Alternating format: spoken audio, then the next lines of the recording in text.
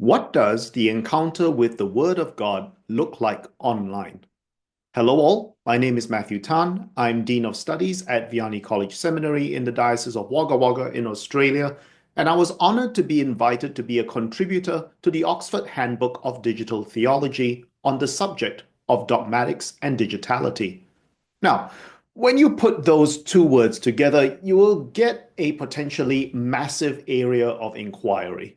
But in the chapter, I take my cue from Catherine Schmidt and focus the inquiry by asking whether the central purpose of dogmatics, namely the dissemination of the Word of God, whether that is affected by digitality, and if so, in what way. This central inquiry then breaks down into two sub-inquiries. First, does the incarnation matter for this dissemination in digitality? And second, does the church matter for this dissemination? Around the theme of the incarnation, we explore whether it is possible to conceive of the incarnate Word of God moving beyond a physical encounter with that incarnate Word. If so, how might this challenge our conceptions of the material bases of this encounter, namely personhood and embodiment?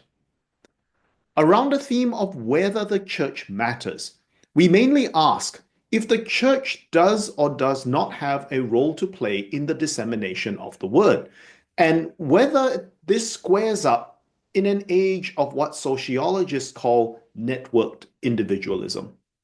This simple question opens up an array of options depending on whether you answer yes or no. What you might get might read like a decision tree, but I hope that my little chapter provides a preliminary cognitive map to this field more broadly and to this volume more specifically. A big thank you to Jonas Kohlberg and Alex Chow for the kind invitation to get on board with this volume, and a big thank you for watching.